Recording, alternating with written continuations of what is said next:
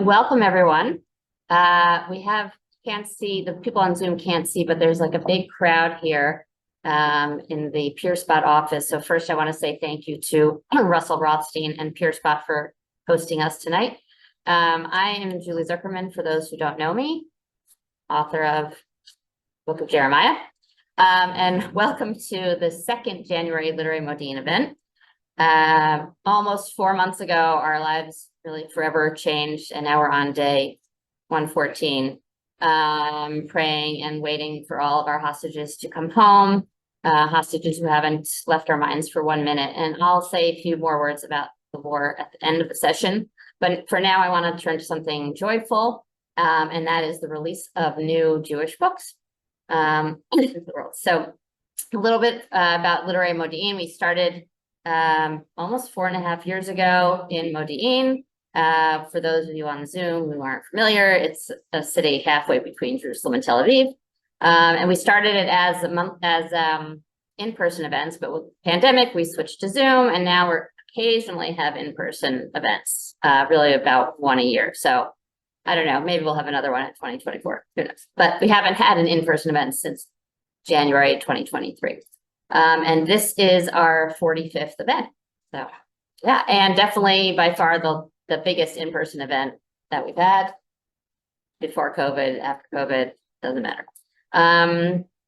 So one more thing I'll just say about that. These events are always free for the public and for the authors, which is not a Muvan Me'elav, it's not a given in the literary world. But if anyone would like to help support this, I do incur some costs. And tomorrow, when I send around the recording and all the links and how to buy the books and all the stuff, I'll put in a little link called Buy Me a Coffee, which doesn't really buy me a coffee, but would help support this. So the format of today's event is that each author will speak for 15 minutes, and then we'll open it up to questions. And we have a large attendance, so everybody on Zoom is on mute. If you have any technical issues, you can put it in the chat. I have my iPhone is also in the meeting, so I'll be checking that. And that's it. I'm going to introduce our first author to speak. Janice Weizman is the author of the award-winning historical novel The Wayward Moon, which will be reissued with Toby Press this November. Her writing has appeared in World Literature Today, Haaretz, The Jerusalem Report, Lilith, and other places. A graduate of the creative writing program at Bar Ilan, she served for 10 years as a fiction editor for the Ilan Review, and now curates the book review website, Reading Jewish Fiction. So if you're looking for good recommendations, definitely check out Reading Jewish Fiction. She has taught creative writing at David Yelid College, Writespace, The Writing Pad, Israel Writers Studio, and instructs and mentors writers in private classes and workshops. Our Little Histories, which is what she's going to talk about today, is her second novel. So get her over. Janice. Okay. Thank you, Julie.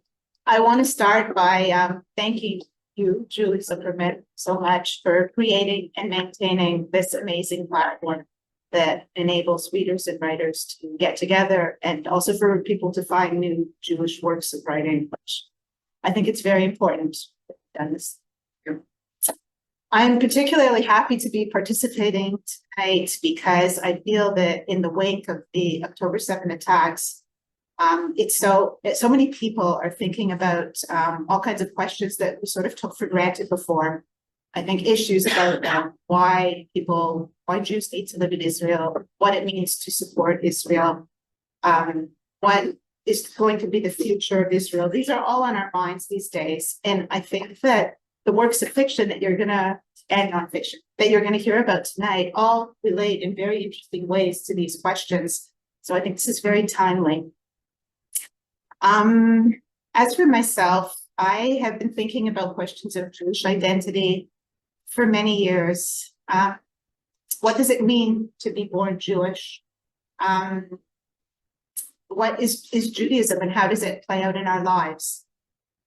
I've also been thinking about, more specifically, our relationship today, people living today, to the people who lived just a few generations ago. I think for the Eastern European Jewish community, which I come from, we have a very strong disconnect between us living today and the people who lived 100, 120, 130 years ago. It's almost as if it was they're just, we don't even know how our lives relate to their lives, how our concerns are a continuation of their concerns. Like I said, a disconnect. And my way of thinking about that was our little histories. I thought to try and work it out in a work of fiction. So Our Little Histories is the story of a family. It begins in 1850 in Belarus, in a little shtetl, little village, with a woman named Rachel Shulman. And she is facing a terrible problem. At the time, there were laws in place in Russia that said that every Jewish community had to send a quota of young Jewish boys to serve in the army for 25 years. And when the community couldn't come up with enough boys, well, the minimum age, they said officially was 12, but if they couldn't find enough boys over the age of 12, they would look for boys even younger. And there are many documented cases of 11, 10, 9-year-old boys taken from their families, sent to serve in the Russian army, and often they were never heard from again. So that's the dilemma that Reza Shulman is facing at the time. She has 3 young sons, 8 years old, and the threat that they will be taken is very real. The next story, well, what I wanted to say is that this plays out in 6 stories that move chronologically forward. So the next story takes place in 1896 in Minsk, where those 3 8-year-old boys are now middle-aged men. So that's a bit of a spoiler. Rachel finds a way to save her children. The next group of stories center around the Holocaust. It's a series of 3 stories where what is now the generation of the second cousins is in contact. We have Nat in Chicago in 1938, Gabriel in Vilna in Lithuania in 1939, and Tamar in Israel in the 1940s, early 1940s, kibbutz. So that set of stories sort of deals with, of course, which is the cataclysm of the Holocaust. The next story moves to Tel Aviv in 1968. And then the final one occurs in 2015 in Chicago. So I am going to read an excerpt from that first story. Give you a little bit of background. The protagonist is called Jennifer Greenberg Wu. She's married to Wu. She is a museum curator, and she specializes in something called living installations, which is this idea that rather than just go to a museum and look at the artifacts, you have installations where you see live people enacting cultural rituals. So, for example, in this story, she has just put on a show of ancient Egyptians, and instead of looking at archaeological finds, people who visit the installation see actors dressed up as ancient Egyptians enacting all kinds of things from the daily life of those people. So in this excerpt, what happens quite at the beginning of the story is a Belarusian tycoon by the name of Maxim Pranovich visits the installation, and then he reaches out to Jennifer with a very unusual idea. So, and he sent her an email. So I'm going to read from that email. Dear Mrs. Jennifer Greenberg Wu, hello from Minsk. My name is Maxim Pranovich, owner and CEO of Belarus Mineral from the country of Belarus. I have written this email with the help of my lawyer, Mr. Pavel Drozd, because his English is very good. Some days ago, I was visiting Chicago, and my guide took me to your Daily Life of the Ancient Egyptian show at the Museum of Ethnology. He explained that you call this show a living installation. I liked it very much. I stayed for a very long time to watch the woman in the white tunic playing the harp like in the ancient drawings, and also the priest making a sacrifice to the gods, and also the 2 little boys writing on papyrus. For me, it was like a play in a theater. Ever since I was a young child and my mother read to me the Bible stories about the pyramids and the temples, I have wanted to see the things that the people do in that show. I want to tell you that this show has put an idea in my head, and I want to make to you a very special proposal. I have made a research about your professional reputation. I see that you have worked as a museum curator in many places, and that you are now a freelancing woman, and that you possess a solid name in the field of living installations. This is all excellent. And now I will tell you my idea. It is my dream that you will put on a living installation in the town where I was born. It is a very small place, very humble, called Slaharad.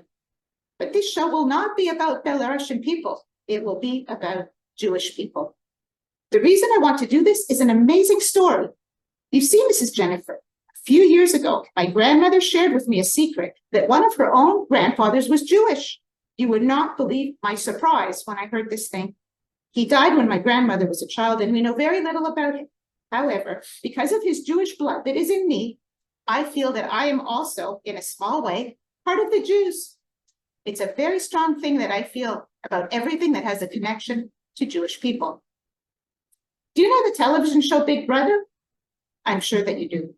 It is where a group of strangers all move into a house to live together with no leaving allowed.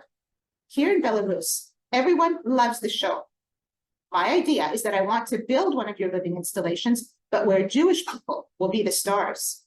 It will be just like the people in Big Brother. We will find a Jewish family, real Jews, not actors, and they will be living like my ancestors in a traditional Russian cabin, which we call an izba. But this izba will have a glass wall so that everyone will be able to see what is happening inside. They do not have to do anything special. They will be in their Jewish lives, and visitors will come to observe how they make their life with all of their special behaviors and habits. Though I myself am living in Minsk, I want to make this izba installation in Slaharad, the home of my grandmother's family, in honor of my Jewish great-great-grandfather. I would like for Belarus people to be able to watch the family and see how Jewish people make their religion. And so they will know about the Jews who used to live right here in the town and all over the country of Belarus. Mrs. Jennifer, I want to invite you to come to Slaharad and create this living Jewish installation. I am a very busy man, but if you could give this project a mere 2 weeks in the coming July, I will make myself available. As for financing and your own fee, I will say that I am a man who's worked hard all his life, and I know how to pay very nicely for the things I want, and also to show my gratitude to people who help me to achieve my goals. If this project interests you, please enter to Pavel. His address you will find in the CC. With very much respect, Maxim Kranovich. The first thing I did was Google Maxim Kranovich. A slew of links came up, most from the financial pages of the international newspapers. The headline, Belarusian mineral, Maxim Kranovich's golden ticket, was first, followed by several more about the sale of a percentage of Belarus mineral to a, quote, unnamed Russian investment group. There was also a video tour of Maxim Kranovich's luxury yacht and a lively excerpt from what appeared to be an appearance on a talk show. A Jewish reality installation, what a joke. But still, it was preposterous, yes? In progress. But it also, I had to admit, worked perfectly. The concept behind living installations, the format I had been staging in museums for the past 5 years.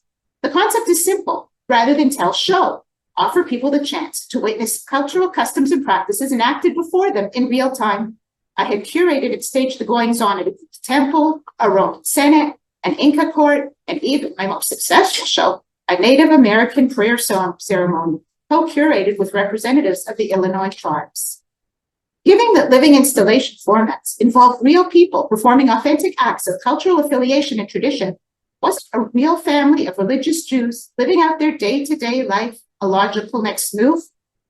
Trade in the right way? It could be bold, challenging, powerful, an amalgamation of both performance and ownership, the most real that reality could be.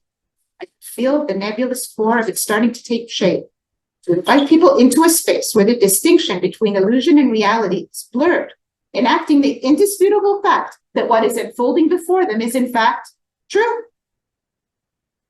Done right, it could be nothing less. I just wanted to say one more thing, which I forgot before, which one more point, if I have a minute. So what I did in this book, a little trick, the stories run backwards chronologically. So they start today and we're going back in time. And the final story, we arrive in 1850 in Belarus with Razel Shulman. And the reason that I did it this way was I was envisioning our identity, actually anyone's identity, compared to the allegory of, say, a tree, right? So a tree, you see what's going on above ground. But that tree is supported and fed by a very wide system of roots, which are invisible. And I was thinking, in a sense, we are all trees fed by roots and stories and people which we don't know. We don't know about their lives. We can't know them, but they're there. And I thought by setting up the story, by structuring it in this way, the reader could come away with a sense of 6 generations spreading out in their mind from today to 1850 and sort of get a picture of where our community comes from. So I hope that's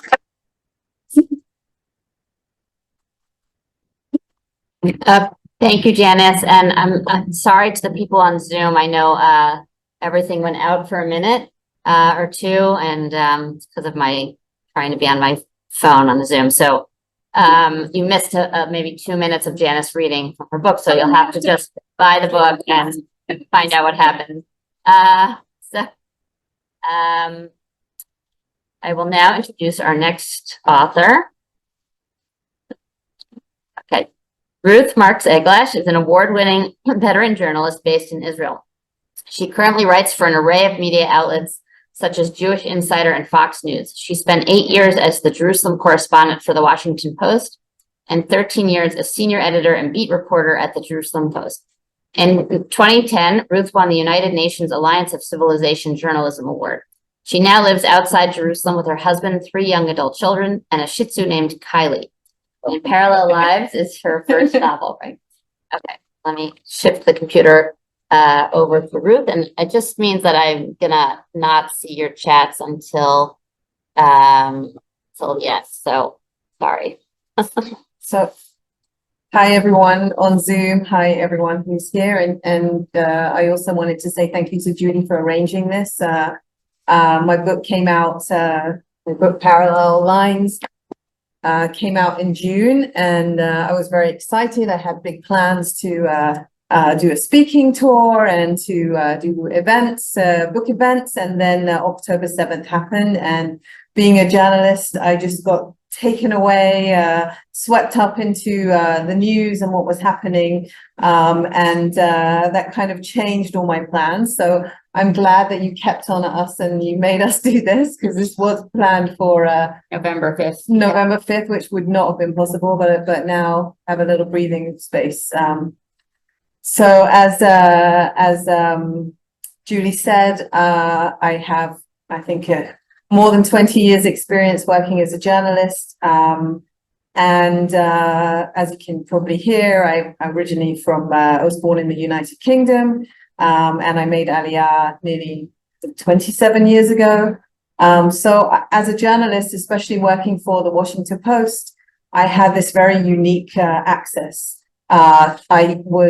I could access Israeli society as a Jew, as an Israeli, as someone who made Aliyah, someone who speaks Hebrew, and I could also access Palestinian society as a Washington Post correspondent with a British accent, who could go around to places that Israelis may not go to, that Jewish people who come here on vacation wouldn't usually go to in the West Bank, places that we are hearing about now because we're in a situation of a war, but places that are really kind of out of bounds, or have been out of bounds to Israelis and Jews probably since the early 2000s, since the Second Intifada started.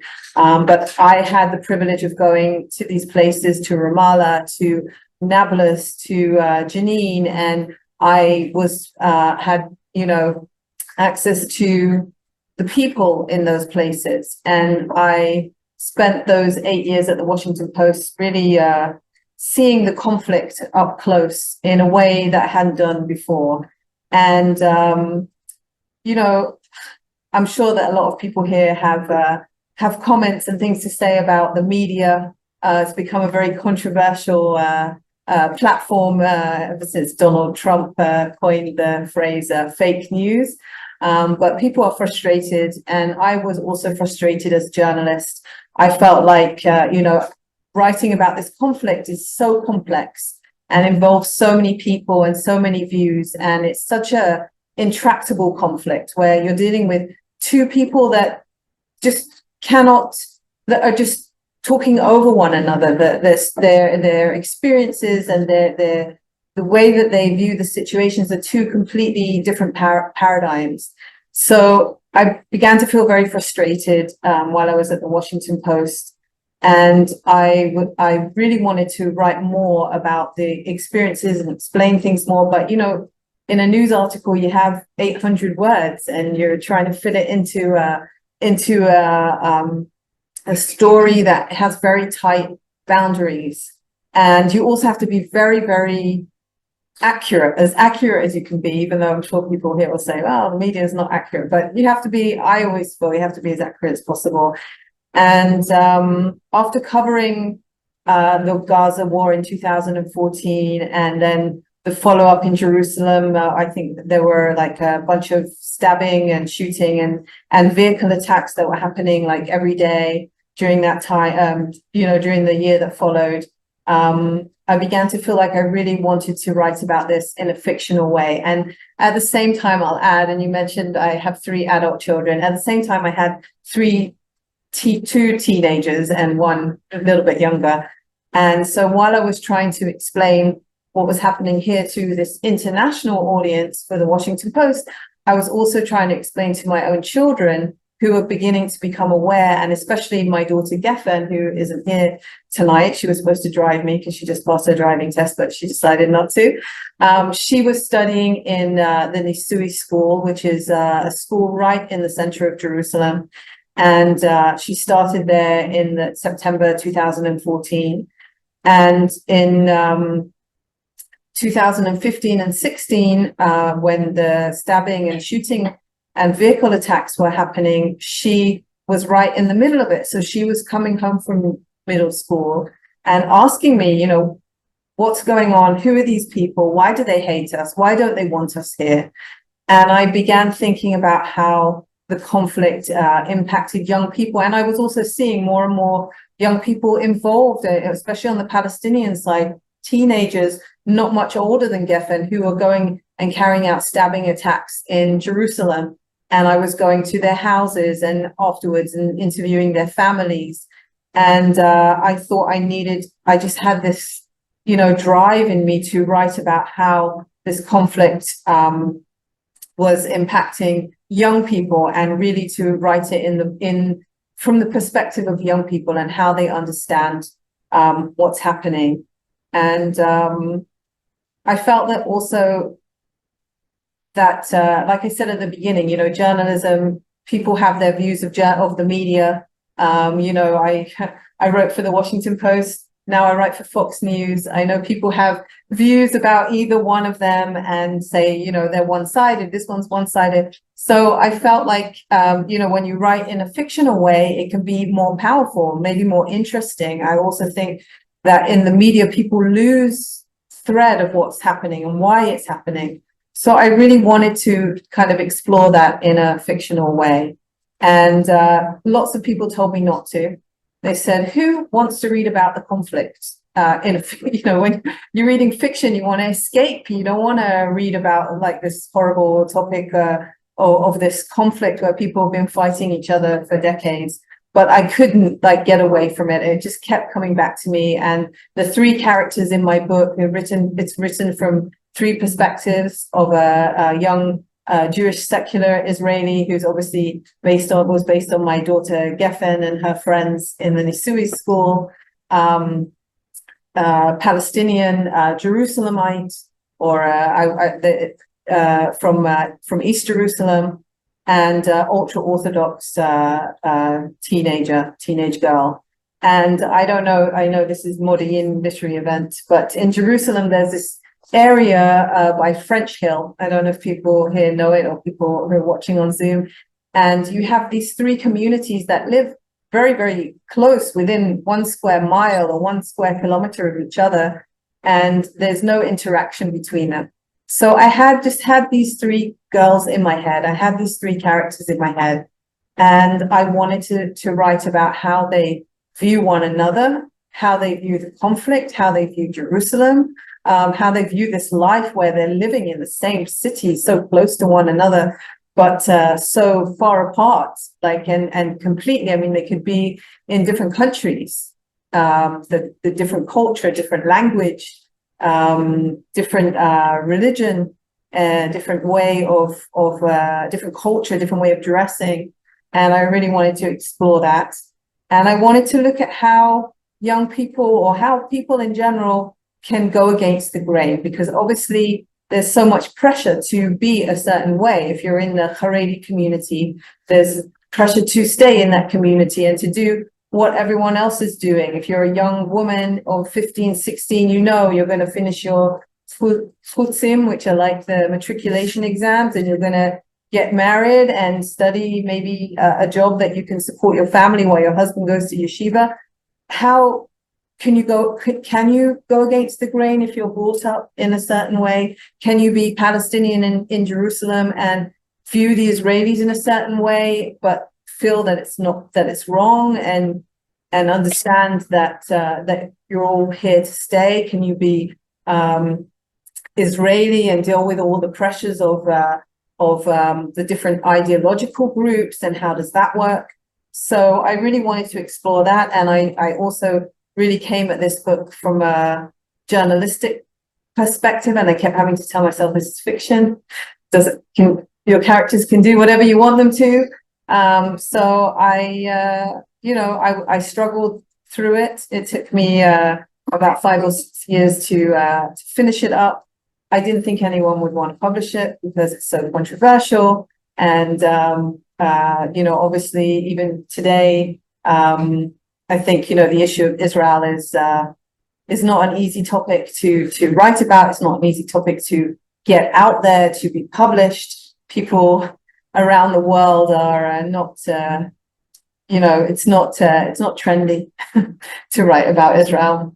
So, but I carried on, because when you have a book inside you, when you have a story that you want to tell, then you have to tell it. And I will add, before I read just a really short excerpt from it, I don't even know how much longer I have left. I'll say that the book is not all gloom and doom.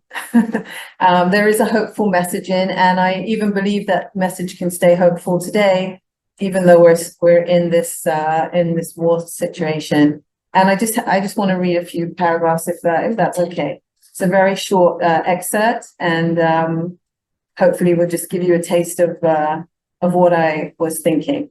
So just so you know, this is from the perspective of Tamar, who is the secular Jewish Israeli girl. She's 16, and I'll just add, each one of the teenage girls is dealing with typical teenage dramas. Whoever has teenagers here will know what I'm talking about, but typical teenage girl dramas, each one, just to show that, the similarities as well as the differences. So, entering a narrow alleyway as per the directions, Tamar found herself caught up in the midst of a burgeoning ultra-Orthodox family. The parents were conversing in a rough, guttural tongue that sounded like German. Tamar guessed it was Yiddish. Like being in another country, she marveled. Then she saw the father turn his wide coat swishing in the night, and berate one of about a dozen kids. She could not understand his words, but she recognized their meaning. After all, some actions were universal. Suddenly, Tamar realized that beneath all the external makeup, clothes and hats, people were really all the same. Even here, in a place that was so insular, so impenetrable, there was still a human side. Haredim were just like any of the other Jerusalem tribes, Jewish or Muslim, Israeli or Palestinian, religious or secular. Each person was born more or less the same. It was what happened to them afterwards, who their parents were, where they lived, where they grew up, what they were taught about life, culture, religion, that made them different, like strokes of a paintbrush on a white canvas. Tamar wondered whether such superficial differences could be bridged, and how. People were influenced in so many ways, but could they change? It wasn't easy. She knew that. People didn't like to be challenged, and they clearly preferred to stick within their own tribes. But there were some who were brave enough to break through the force fields of each group.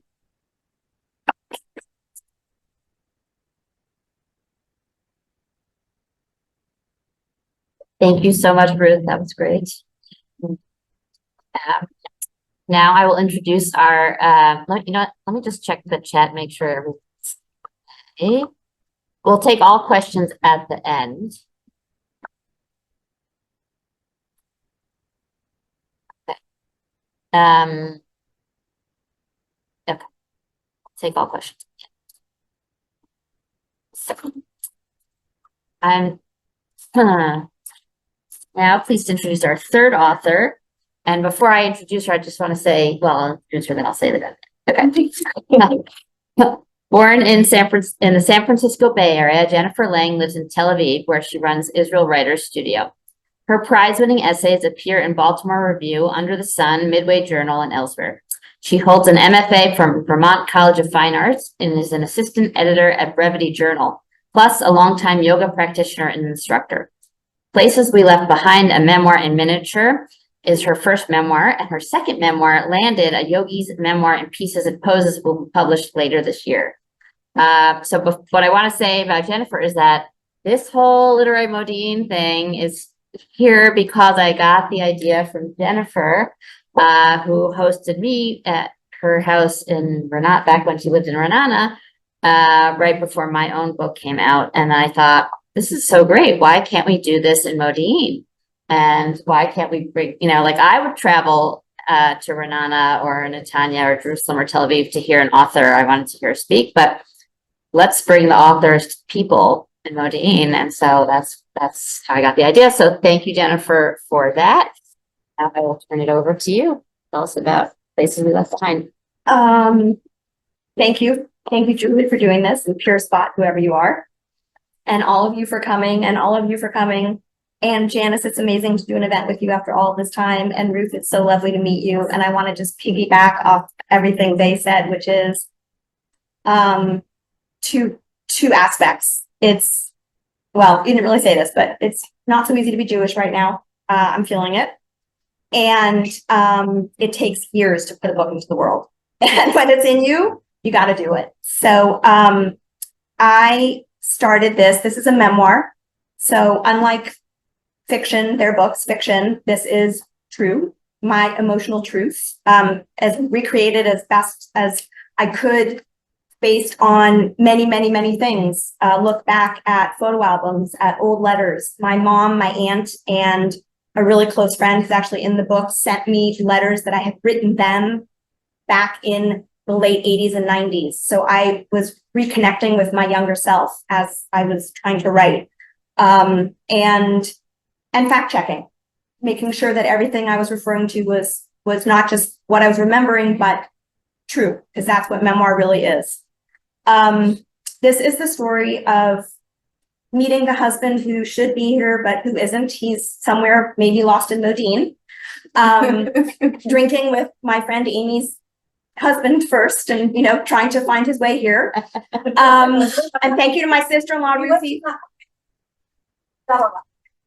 Yeah, so hopefully he's picking me up tonight. So this is my sister-in-law who went out for the phone call to answer him. So all to say, this story starts in 1989 when I came to Israel as a tourist with zero intention of staying.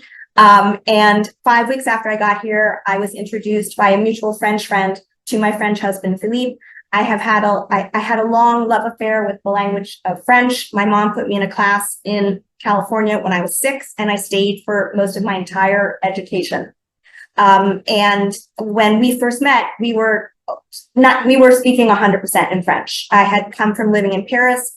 I was between a job in Paris at the World Jewish Congress and going back to school. I dreamed of getting foreign language mandatory in the American school system, in the elementary school level, nationwide, in the way that English is mandatory in the elementary schools, mostly around most of the world. It was my dream. And so I came here to learn Hebrew and to spend time with my one sibling and really close friends. And 5 weeks after I got here, I met Philippe and I stayed. And this book came about because I was in grad school. I was at Vermont College of Fine Arts in 2014. And in my second semester, I was working with a mentor who was about 10 years younger than me, in his 40s. and Mormon, and married to a American man, married to a Uruguayan woman that he'd met on his mission in Uruguay, and 6 kids. And I had written an essay about running for shelter in the first Gulf War, 1991, living in Haifa, hearing my first air raid siren, and it was all about my marriage. And he was in the margins saying, I think you should separate your marriage from the sealed room. And I think that you should devote more time, give more space to your marriage. Your marriage is really interesting. And I spent the next 4 months working with him in the margins saying, what's so interesting about my marriage? It's actually good that he's not here. That's more, oh, no. I spent the next 4 months in the margin saying, like, what's so interesting about my marriage? Because as far as I was concerned, it was just hard. It was hard. It was like we were going through hard stuff, like where to live, Israel, America, France, and how Jewish to be, because I didn't want to be so Jewish, but he did. So we have these 2 intractable issues from the moment we met, and an incredible desire to be together. So that is where the story starts. And I want to just add also, getting published about a book that is all about being Jewish and Israel, not so easy. I'm American and didn't have Ruth luck, which was finding an American publisher. I'm American and I have been, both books are published with a European press, but really they're just digital. It's an American woman in Munich, Germany, an Australian woman in Athens, Greece, and it's called Vine Leaves Press, and it's a digital nomadic press, and I think that's very befitting for me. And they're worldly.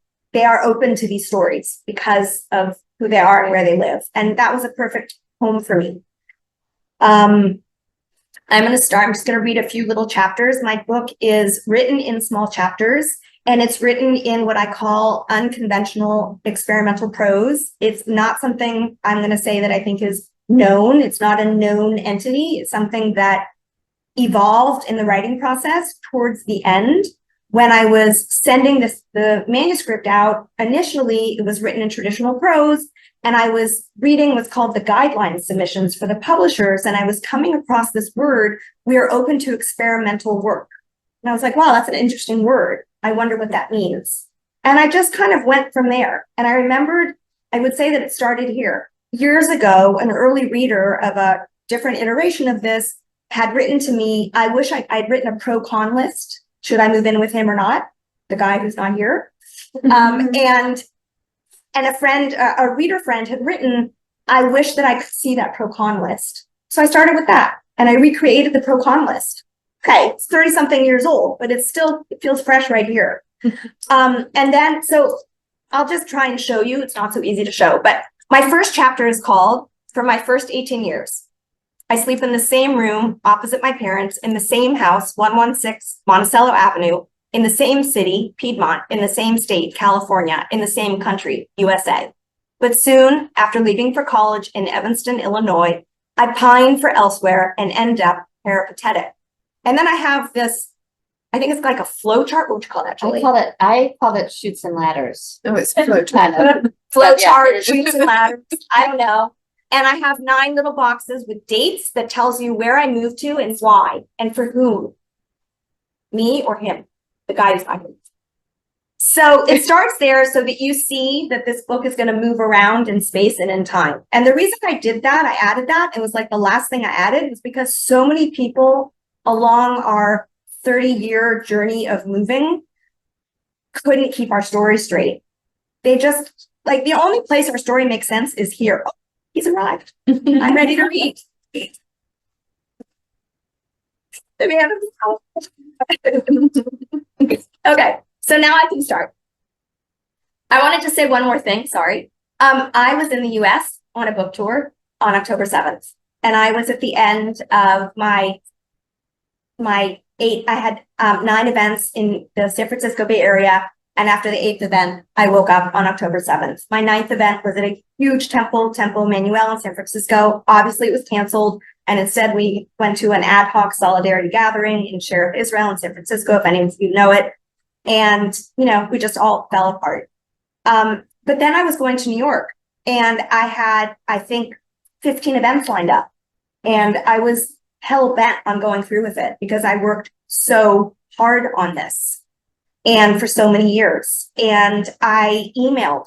I wasn't just doing Jewish events, and I wasn't just doing readings. I had writing classes, I had yoga writing, I had all kinds of stuff going on. And so I emailed the Jewish institutions, the temples, the JCCs, the UJA, and I said, I'm coming, I will be there, but I'm trashing the script and I'm speaking from the heart. So all of this stuff that I prepared months in advance, I just put it away. And I made every gathering like a solidarity gathering. I started by having, and it was Jews and non-Jews at every turn.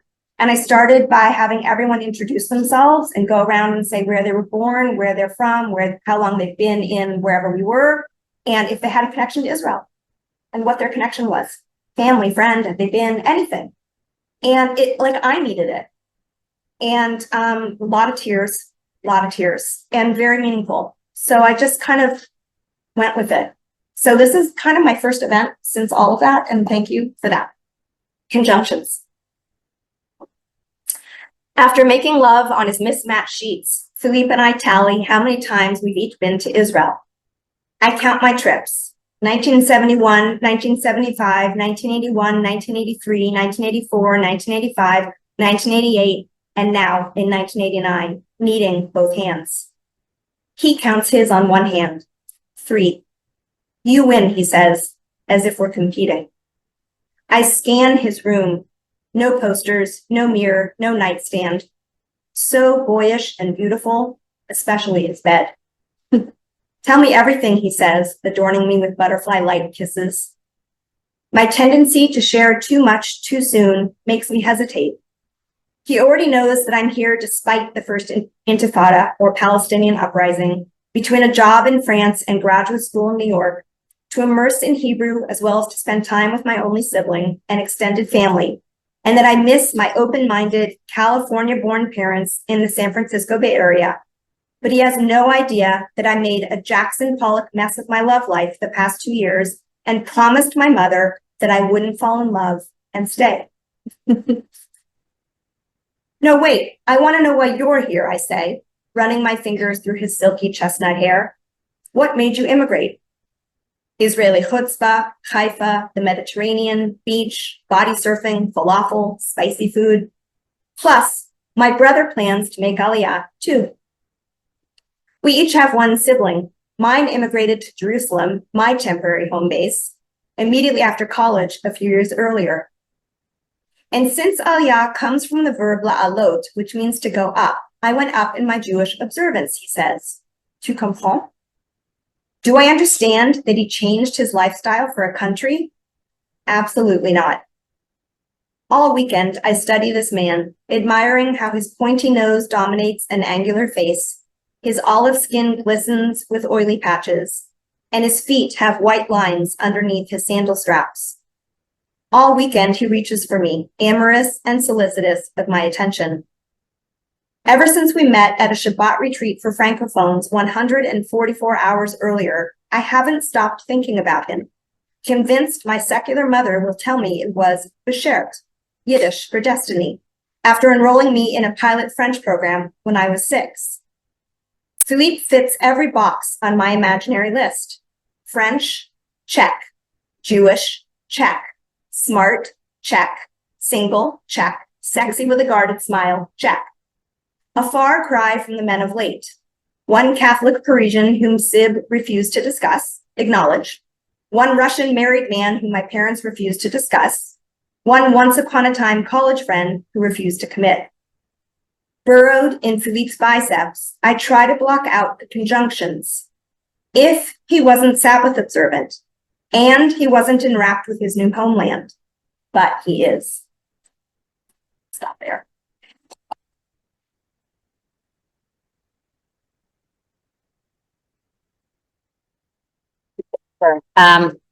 Before we get to the questions, I'm glad you mentioned all the solidarity, that your events became solidarity events.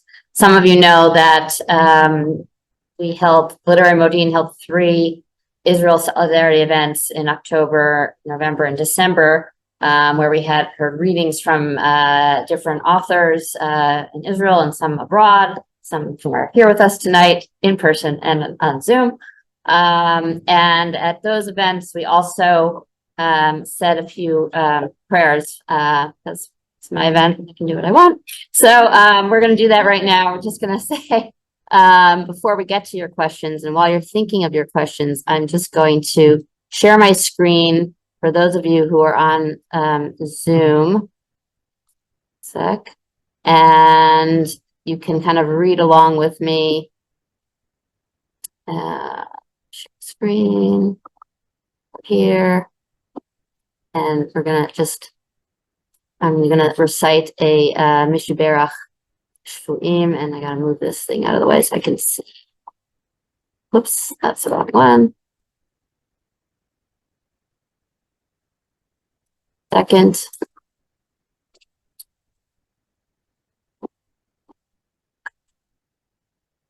Oh, okay. Now I'm gonna exit full screen so I can see the whole thing. Okay. משובח אבותינו ואמותינו אברהם ושרה, יצחק ורבקה, יעקב, לאה ורחל, ואת לוחמנו יהושע, דוד ויהודה, דבורה, יעל ויהודית. הוא יברך את שבויי ונעדרי צה"ל והאזרחים והאזרחיות, החטופים והחטופות, הנתונים ונתונות בישיבה וצרה. יהי רצון לפניך אדוני צבאות שתפדה נפשם משבי ותחזירם במהרה לארצם למשפחתם ולביתם, בריאים ושלמים בגופם ובנפשם, ותיתן תבונה בלב העמלים לשחרורם, ויתן רחמים בלב שוביהם, יקוים בהם הכתוב, כל ברמה נשמע נהי בכי תמרורים רחל מבכה. Go to slideshow so I can read this. Sorry, I start from the beginning of the quote from Yirmiyahu. כל ברמה נשמע נהי בכי תמרורים רחל מבכה על בניה, מאנה להנחם על בניה כי איננו, כה אמר אדוני מנעי קולך מבכי בעינייך נטמעה, כי יש שכר לפעולתך, נאום אדוני ושבו מארץ אויב, ויש תקווה לאחריתך, נאום אדוני ושבו בנים ובנות לגבולם, ונאמר. It's from Yirmiyahu Lamed Aleph. Okay, stop sharing now. We can go to our the questions. I'm gonna look through that. There was a bunch of questions in the chat, so I'm gonna first go to questions on the Zoom. A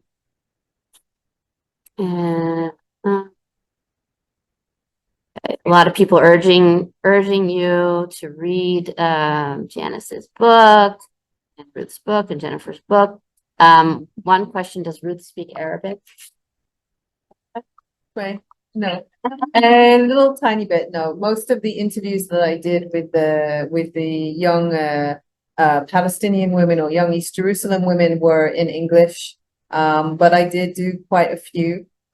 I spoke to a lot of young women, also young Haredi women, although that was in Hebrew that I spoke to them. But the young women that I spoke to were Palestinian women, were very impressive.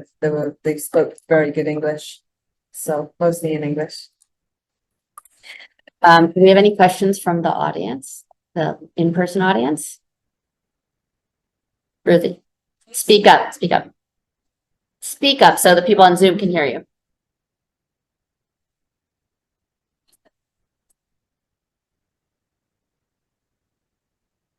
Sure. No, actually, the book is almost entirely fictional. And actually, it was a very difficult book to write because it was like writing 7 books. Every period, it takes place in a different city, in a different spot. And it required fresh research every single time. There are connections between the stories because it's the same family, but you could also read each chapter as a standalone. So what I did for research mostly for the older ones was to read literature of the period. So, Yiddish writers, Yiddish women writers. Actually, in the book, I talk a lot about the sources I used for research. So you could, if you're really interested, I go into detail there, which books. For the section about the kibbutz, that was also very interesting. I live 10 minutes from kibbutz Givat Brenner, and so I know the place pretty well. And I went online, and they have a whole archive of the history of the kibbutz and the people and pictures and documents. And so when I was trying to put together the story of how kibbutzim were actually built from the very beginning, I used that as sort of guidelines. Yeah, I mean, it's the internet, it's books. There's a lot out there. So it came together. I'd like to say something about that, if I might. I read the book and enjoyed it very much. Spoke with Janice about it. There's a chapter there where she's describing being an American volunteer in Jerusalem in 1968, which I was. She wasn't, and it was remarkably accurate. Here we have proof. Did you guys on the Zoom hear that? I don't know, but have proof that her research worked, because one of the chapters was about an American in 1968 volunteering kibbutz, and we have someone in the audience who was doing just that and said it was very accurate. Okay, there was a question for Ruth, but I'm going to address it to all three of you, which is, how did you find a publisher as a first-time novelist, or when we could go? Well, the first thing that I did was look for an agent.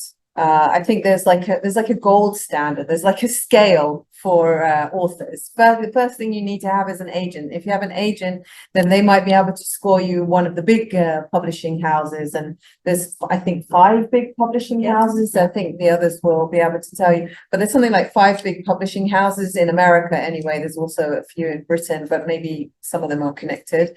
But the gold standard is to find an agent. There's one big agent in Israel that I think probably everyone here who writes books knows who I'm talking about. And I was in touch with them. They were the ones who told me not to write the book in fiction. They said, you are a journalist, you should be writing nonfiction. It can be creative nonfiction, but you should be writing nonfiction. And I said, well, you don't understand the Israeli-Palestinian conflict, because no Palestinian or Israeli in their right mind would agree to be in a book together, and share the same book. Like, it's just not going to happen. Like, they wouldn't agree. Like, if I think about young Palestinian girl activist Ahed Tamimi, if anyone knows who she is, she would never agree to be in a book with a young Israeli Jew. So it wouldn't work. So I tried them. They wanted me to write nonfiction. They knew that as a journalist, writing for the Washington Post with a byline that people recognize would be a good, easy sell for them. And I said, sorry, my book is fictional, and this is my book. Like, I'm not going to change it. When I went to publish it, I went through all the possible agents, and I discovered something else, that my book was young adult, because the 3 characters are teenagers, even though it deals with very adult issues, and because there's no sex in it, apparently that's what makes it young adult. And when I looked through all the literary agents, all the young adult literary agents wanted the same thing. They all wanted the LGBTQ characters. Yeah, and British too. They all wanted characters that were underrepresented characters. It was yeah. So there's a thing called manuscript wish lists, or there's like websites where literary agents post what they're looking for, and they were not looking for books about Israel. They were not looking for books about straight teenage girls. They were all looking, and it was unbelievable. I mean, I sent to a few, and I got some nice replies. I got some nice replies with people just saying, your book's really good, but it's not for us. I did have brief interaction with J.K. Rowling's agent, who is Jewish and based in London, and he obviously likes to take challenging clients, because J.K. Rowling, if anyone knows her, story has been criticized for her comments about the trans community. And he was very helpful. He kind of guided me through what I needed to do. But then ultimately his young adult agent wasn't interested in the topic of Israel. She read the book, she liked it, but she said, I'm just not interested, so I have to be interested. So then I looked for similar books. There was one book that's written by a colleague of mine called Gwen Ackerman, who is also a journalist, and she published through this publishing company. So I sent them an email, and straight away they messaged me back. They said, send the book, and within a month they offered me a contract. So that's how it worked. I went direct to the publishing company. Janice, do you want to talk about how you found your? Okay, just briefly, I published another novel 10 years ago, and I queried a bunch of small publishers. One of them was Matthew Miller at Koren, which is a very old Jewish publishing company that specializes mainly in biblical stuff, Talmudic commentary, Jewish philosophy, not a lot of fiction. But he really liked my first novel, and he remembered it. He didn't take it in the end because I found somebody else for him, but he remembered it. And then about a year or two ago, that publisher went out of business. The rights reverted to me, and I started to see if anybody would be interested in reissuing it. And he was interested. And then he said to me, do you have anything else?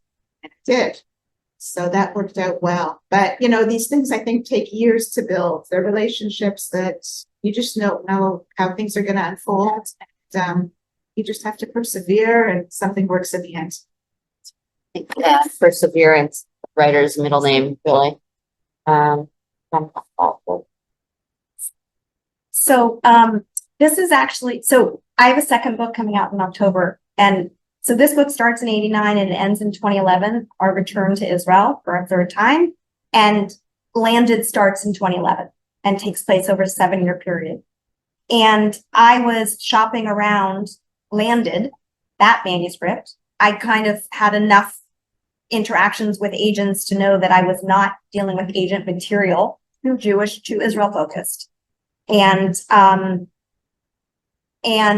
was getting a lot of rejection, and a writer friend, an 80-year-old woman in Southern California, we've been swapping manuscripts for years, we've never met, Jewish, like California Jewish life, emails me in the beginning of 2022 to say, I'm putting together some of my short pieces for chapbook competitions, for creative nonfiction prose competitions. You might want to look at your material. You might have material that you can link together by themes and enter the competitions. Let's do this.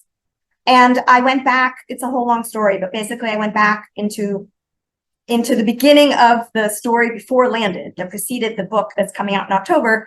And I started to take different bits and pieces, and I put together an under 10,000 word manuscript. So Ruth, how many words is your book? It's 7,000. 97, and Janice? 75. 75. So I put together under 10,000 words. I started to enter it into chapbook competitions. I got a lot of rejection.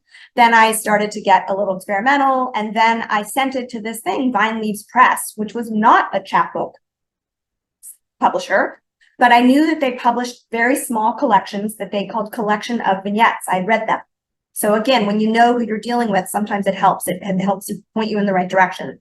So I submitted it as a book on 9,000 something words. And it was yes, we love this. And then I added about 4,000 words. So this is about 14,000 words. This is a totally not traditional manuscript. And I think that's a huge part of this, is understanding what your material, like where to go. I also tried the agent in this country, and it didn't go anywhere. So it was agent. And you have to know, it's internet. It's a lot of search. It's a lot of, and you have to be thick-skinned. I'm into that.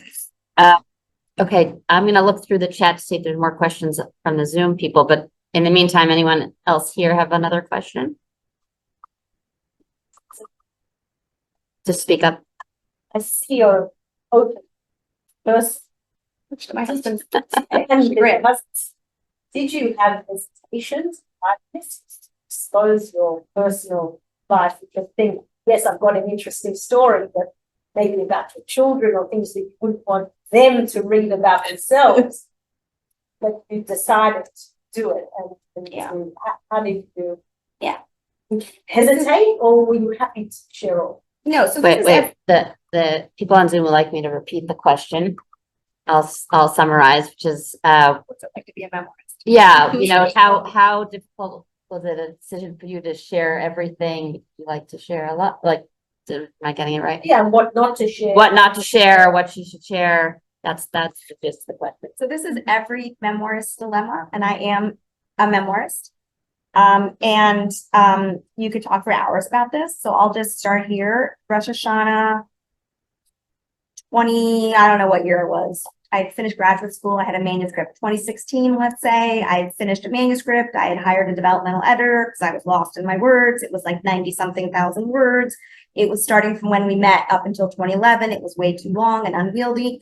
And my husband had this amazing idea. We've done it this one time, only once. We had all of our kids present. They were late teens, early 20s.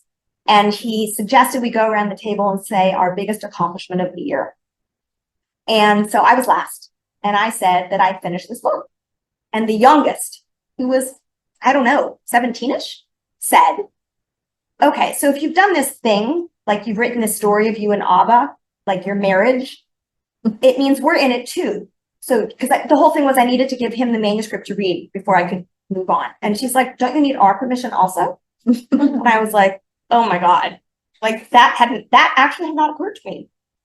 And at the same time that she said that, our oldest was striking out into young adulthood and has a very large, his own personality. He's got his own world. And he had come to me saying, can you please stop writing about me? Can you please stop using my name? And not writing about me, but please stop using my name. And here's the thing. I've been writing about them because I was writing for websites like since 1997. And they've been named the whole time. So it's a problem to go backwards. I couldn't fictionalize it. I'm not a fiction writer. I couldn't undo all of that. And so I decided the way to, and I have a sibling who has threatened to sue me if I write about him. So lots of things going on. It makes it really interesting. So I had to figure out how to write without making it so clear. So the only family member who's named is my husband. No one else is named. I say my son, my daughter in this book, and then my sibling. And then I call my sibling Sib, capital S. In the next book, I say son with a capital S, daughter capital D numeric 1, daughter capital D numeric 2. Those are my characters. And Sib, I say once my sibling, and then I actually block out his name because we actually don't have a relationship. Not proud of it.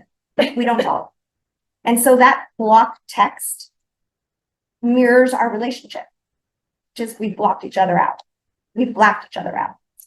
So I'm, and it's also like how to protect myself. Does that answer you? Is that you can't be sued for defamation if you don't name it? I think so. Yeah. Does that answer you though? Yes. Thank you. There's a question in the Zoom for Ruth. Have you spoken to your contacts in Nablus, Ramallah, Jenin since October 7th? And if so, what have you learned? So I decided actually when I wrote the acknowledgements at the end of my book, not to mention the names of the girls, of the Palestinian girls that I interviewed. I just said thank you to all the young women who spoke to me and shared their life stories. I have not been in touch with my contacts in the West Bank, but I will tell you that I have been in touch with my former colleague, Hazem, who I worked with at the Washington Post. He is from Gaza, and we were very, very close. And he actually read some chapters of my book as I was working on it, and I consulted with him about Palestinian food and Palestinian cooking and culture. And even though he's from Gaza, he he could talk a little bit about East Jerusalem, which is quite distinctive, and there's different cultural things. But we have been in touch, and he managed to get out of Gaza in the first, him and his family, he has a wife and 2 children, but they managed to get out the first week of the war. He works for the Washington Post, so the Washington Post were very helpful in getting him out. But we've stayed in touch, and he actually sent me a message the other day. He's in Amman with his family, and they're trying to get to the West Bank because they don't know what to do in Amman. They have nothing to do there. And so it's ironically I've not been in touch with the people that I interviewed for the book, or other people that I know from the West Bank, but I have been in touch with my former colleague from Gaza since October 7th. Hi. Speak up. Speak up. Yeah.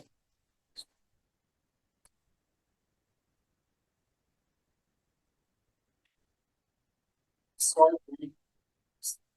October 8th.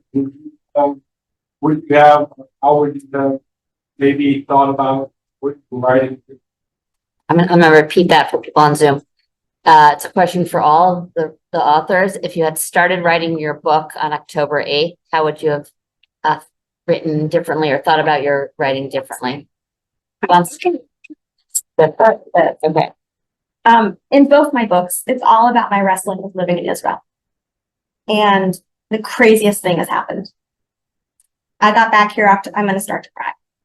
I got back October 31st with a lot of trepidation. A fabulous siren greeted us on the way, somewhere between, probably here, somewhere between the airport and I don't even know. No. Okay. Siren. Never had that happen in all my years of sirens. And I actually don't recognize myself because I have totally become Israeli. I'm prouder now. I'm more comfortable living here. I could never live in America. It's so abundantly clear to me. Sorry. I'm saying sorry to Zoom. Oh. I don't think I could have said that so clearly before. And I don't know if I could have written either of these books starting October 8th because I'm not looking through the same lens. My entire lens has shifted.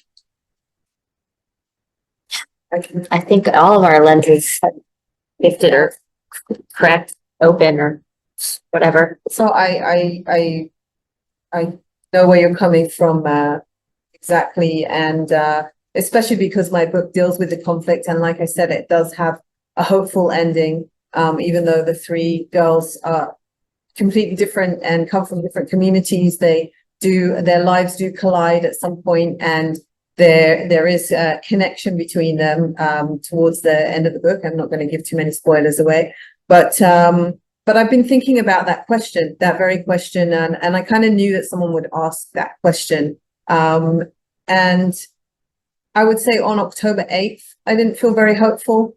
And I think probably like a lot of people here and a lot of people who are watching on Zoom outside of Israel, our lives felt very shattered. We just didn't know how we would, come out of this as Jews and especially as Israelis. But I think that, I mean, the only way that I can think of this, and obviously I write about this topic all the time as a journalist and covered it so closely, and I've been to all the places that were attacked on October 7th and saw the horrific movie of the body cam footage that they showed to journalists. And it's taken me, nearly 4 months now. I think, the only thing that keeps me going is that after something big happens, then something else can happen. And I just keep thinking about the Second World War. And I actually, someone interviewed me when my book came out, and I said my book is very similar to a book called All the Light We Cannot See, which is on Netflix if you saw it, but it's an amazing book and you should read it. And it's about the Second World War, and it's about a little town in France that was completely devastated by the Germans. And we all know what happened in Europe after World War II. We know that, the the UN, okay, we're not fans of the UN, but the UN arose from that. There hasn't been another big world war since then. And I just feel like the only way we can look at this situation is that something hopeful will come out of this war. And that, I think, sticks with my theme of my book. I don't know that I could have written this exact book since October the 8th. I don't think so. No. Well, I've also been thinking about that question. It's a great question, and I think it's really important, and writers everywhere and artists everywhere are thinking about these issues. My answer is, I think I would have added an additional chapter. And I think that in the book, I'm looking at the relationship between the descendants of the Eastern European Ashkenazi community, who of course many went to America and many others went to Israel. And the idea in the book that you see is the two communities are slowly moving apart through the generations of their family at the, early on, and then their cousins. By the time you get to today, it was like they barely know each other and they don't know very much about each other. And the connection is really starting to feel a little false, a little inauthentic. But I feel that all the horrific events of October 7th have brought those two communities back together in a very interesting way. All of a sudden, people who haven't given much thought to their roots are saying, wait a minute, that happened in Israel, but they take it very personally. It would have been me if I was in Be'eri on that day. And I think it's people are in the process of processing that truth, and we're right in the middle of that process. And I think that I would write a chapter to reflect that sort of awakening almost. I want to just recommend this, based on what you said, this great interview in the Jewish Review of Books that I came across a few weeks ago, thanks to Avi Landis. I think you're on the Zoom. Hi, Avi. Which is an interview between Shai Sekunda, who lives here in Modiin, actually, and Ruby Namdar, who's an Israeli author who lives in America now. So he talks about that dichotomy between what happened to American, those who moved to America and those who moved to Israel. So I don't think there's any other questions in the Zoom. Are there any? There's another question back there.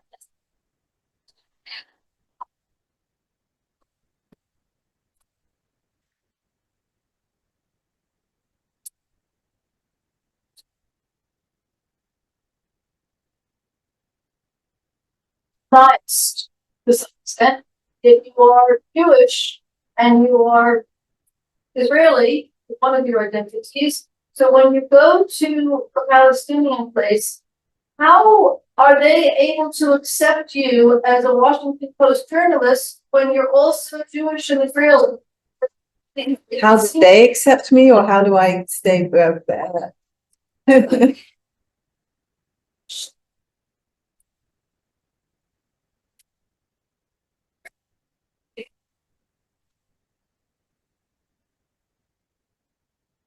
Be expected to be sort of impartial or non-biased to some extent, but I find that issue. So if you didn't hear people on Zoom, the question was how did and tell me if I'm right, how did Palestinians react towards me, or how did they see me as an Israeli, as a Jew who went to interview them for the Washington Post? And I'll say two things about that. I'll say three things about that. First of all, you're right, as a journalist, especially for the Washington Post, although I think this is becoming less and less now, the Washington Post claims, or all the media claims, to be neutral. But I think, well, in Britain, they don't. In Britain, newspapers admit that they have a certain political leaning.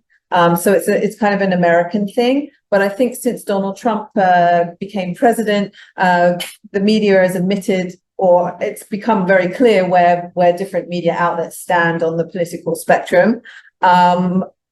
I think there are some journalists that think they can be impartial. I don't think journalists can be impartial because we are human beings. We have, like you said, the things that give us our identity, our Judaism, our Israeliness.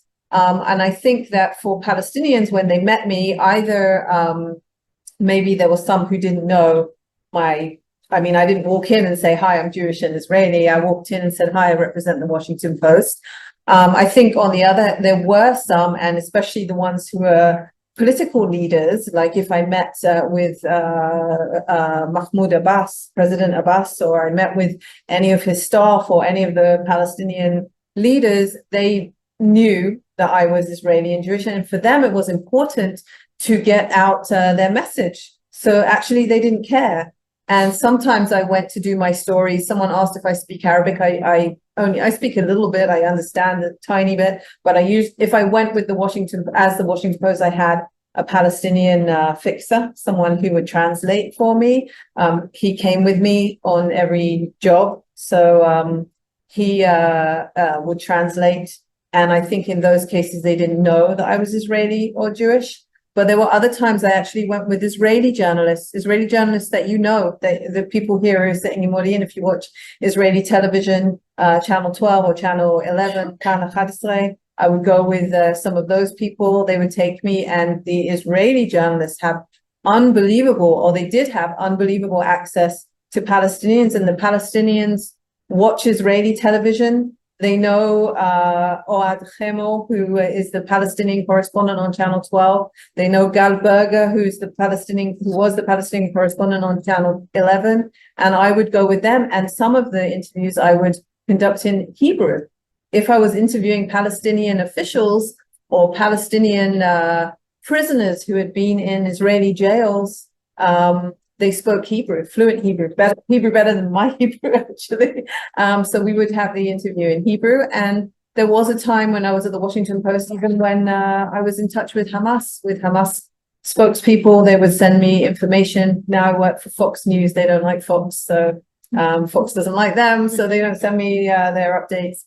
But, they want to get their message out too. And they think it's important. I mean, I would go to press conferences with Israeli media, with Abbas in the Muqata in Ramallah, and they wanted to talk to the Israeli press. There is someone in the Palestinian Authority whose job is to coordinate with the Israeli media and to try and get that message out. But I will add one more thing. Ever since Shireen Abu Akleh, the Palestinian American journalist that was killed in Jenin, nearly 2 years ago, a year and a half ago, since she was killed, Israeli journalists go less and less to Palestinian areas because there's a fear that there will be some kind of revenge attack. But during the years that I went, I felt very safe. I mean, they knew the Palestinian leaders knew that I was Israeli. If it was maybe, like kind of uneducated people in certain villages or something, then maybe I wouldn't let them know that I was Israeli because they might not understand. But the Palestinian leadership, they want to get their message out. They understand that me writing in the Washington Post is getting their story to Congress and to the White House. So they would have to deal with it, even if they didn't like it. Question on how you accept this woman.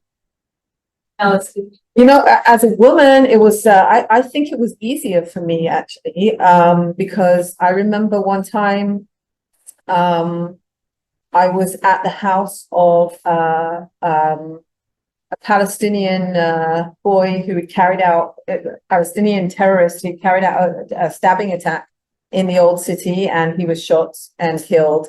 And I went to the house where the family were sitting Shiva, or the Muslim equivalent. They were sitting in the mourning tent. And as a journalist, I was allowed to sit with the men who told me their story.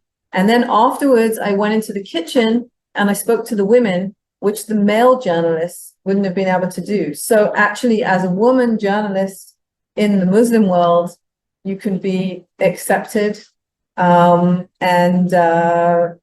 you can also speak to the women, which male journalists can't do. I think we need to wrap things up on Zoom.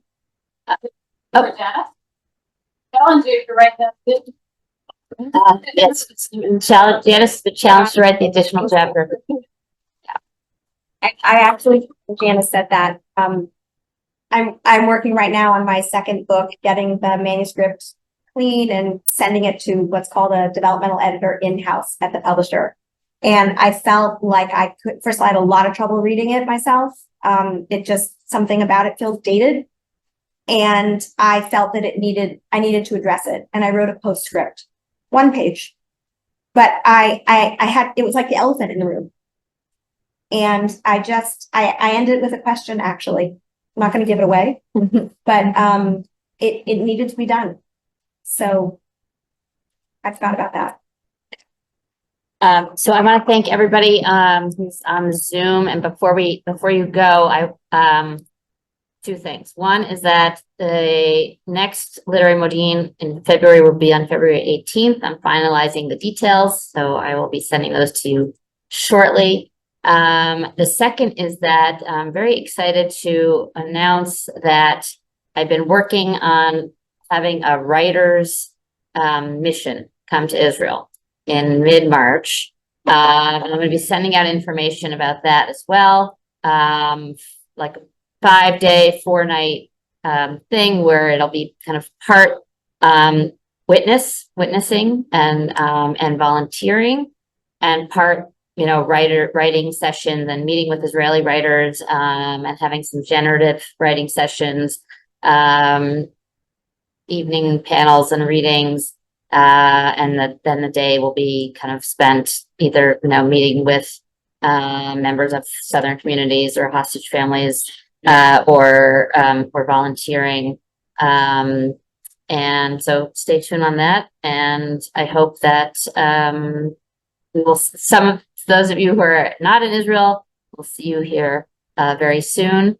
That's it. So thank you everyone on the Zoom, and